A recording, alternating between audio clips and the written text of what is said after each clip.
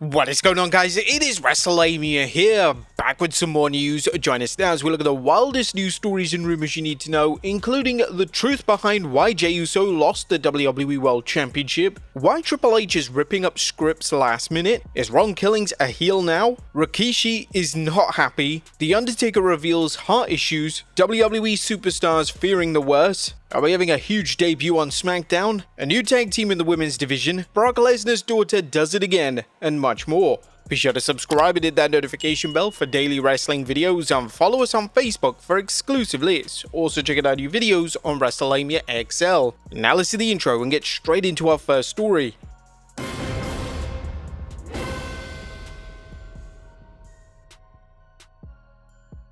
Now, first story looks at the truth behind JEY USO losing the WWE World Championship.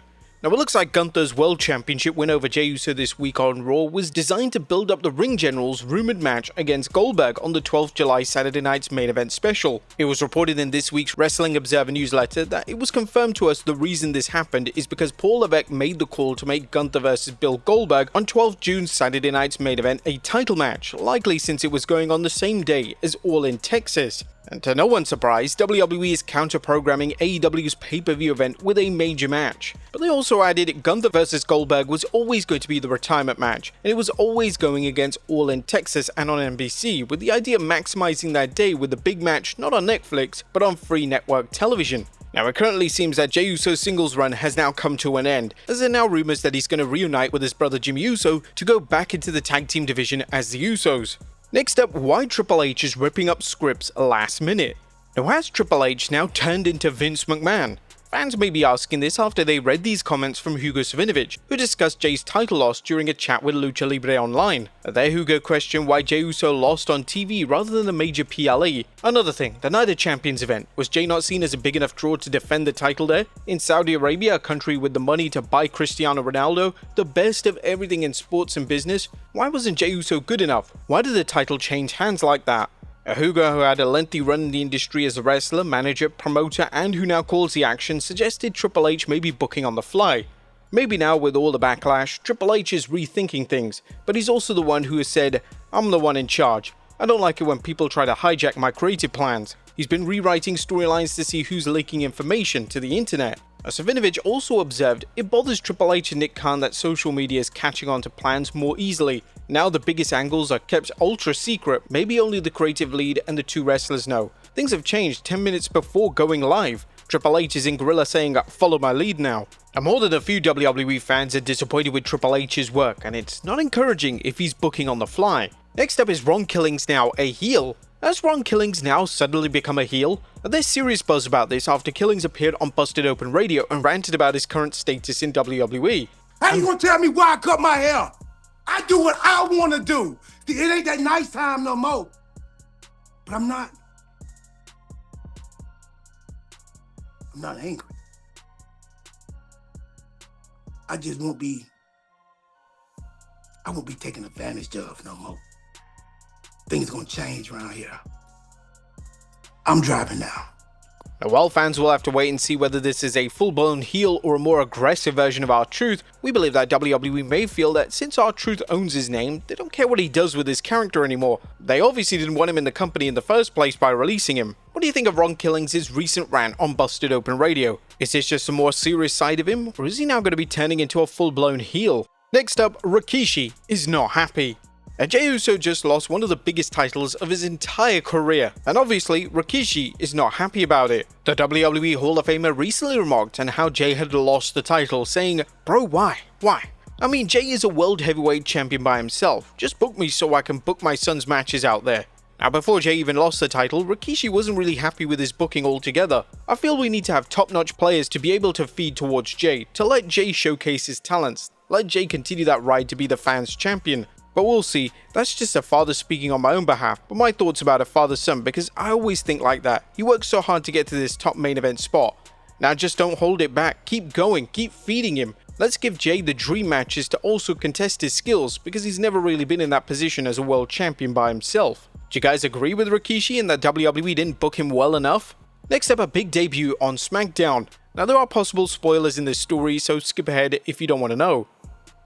The WWE fans may want to tune into Smackdown tonight, as rumor has it a long-awaited superstar is set to debut tonight.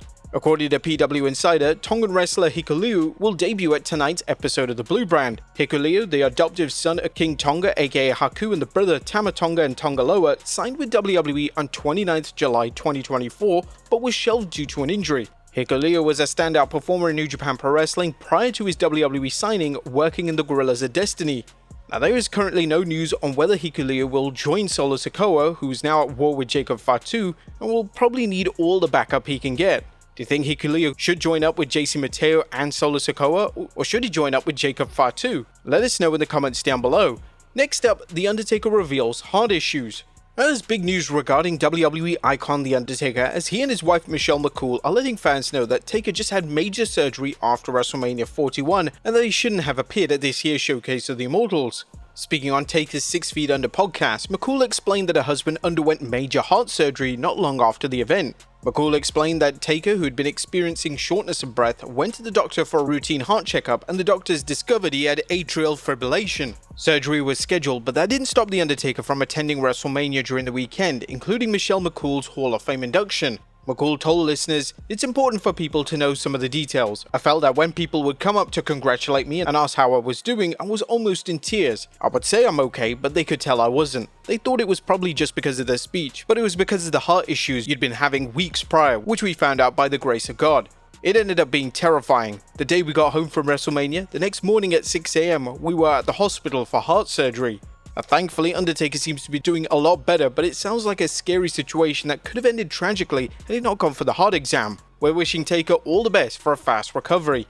Next up, WWE superstars fearing the worst. Now, it's Friday the 13th, and a new report from Figure 4 Online's Brian Alvarez suggests WWE superstars are wary of Fridays, even if they don't fall on the supposedly unlucky day of the 13th.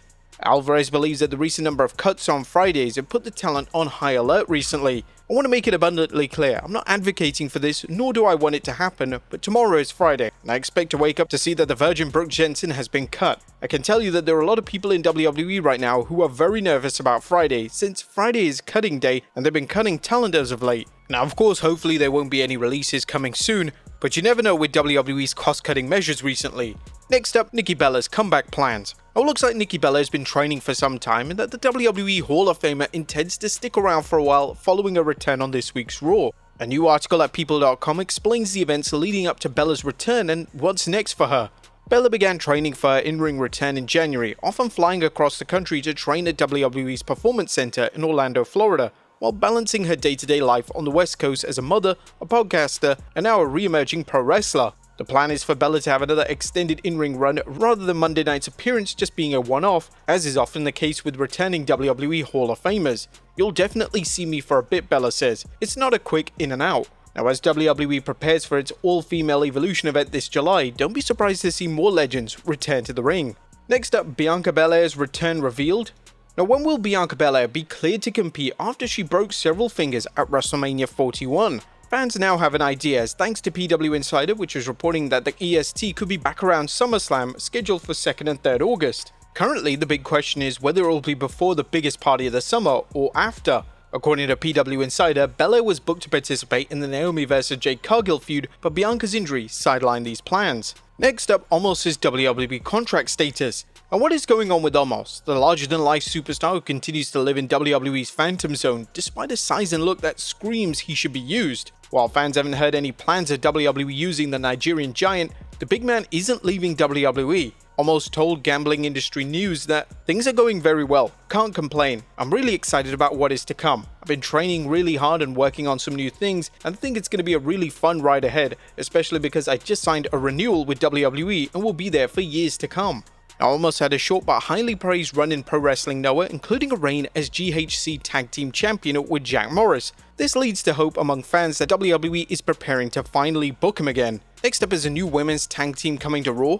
Get ready for a new women's tag team on Raw, as WrestleVotes is reporting that Natalya and Maxine Dupree are set to begin working as the Dungeon Dolls. Inside the Ropes notes that Natalya chatted with Busted Open Radio, revealing that she's been training with Maxine Dupree and that she is somebody that I'm like, wow, I actually do want to work with her. I like what she brings to the table and we could actually do great stuff. I would love to do a really fun tag team match with Maxine at Evolution.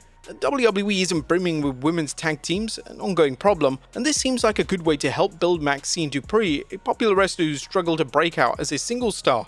Next up, Austin Theory babyface turn Imminent. Now is Austin Theory turning babyface? WWE has been teasing a split between Theory and Waller for what seems like an eternity, with the latest hint of Theory's future coming during an episode of Main Event, which probably tells you all you need to know about Austin Theory's current push. Their Dragon Lee offered a handshake to the former United States champion following their bout, with Austin actually shaking his hand afterward. Now is that babyface turn finally coming now? Next up, Brock Lesnar's daughter does it again. Brock Lesnar's daughter Maya Lesnar is making it look easy when it comes to the world of shot put, as she captured her latest shot put title. Ringside News was reporting Maya Lesnar won the NCAA outdoor shot put title with a throw of 19.01 meters on her first attempt at the 2025 NCAA Women's D1 Track and Field Championships. Maya Lesnar was the only woman to throw over 90 meters all season, and the only one to do it during the event. Maya's dominance in these events, this actually being a 5th straight shot put title, has observers speculating that she could make a splash at the Olympics, and has WWE fans wondering whether she'll follow in her famous father's footsteps eventually. And finally, big news for RVD and Katie Forbes. Last but not least, congratulations to Hall of Famer Rob Van Dam and his wife Katie Forbes, as a couple is expecting their first child. Katie took to Instagram with the news, baby Van Dam coming in 2026. I will wishing the couple all the best. But there you have it folks, I will look at the wildest news stories and rumors you need to know. Be sure to leave your comments down below, I'll see you next time with some more wrestling content.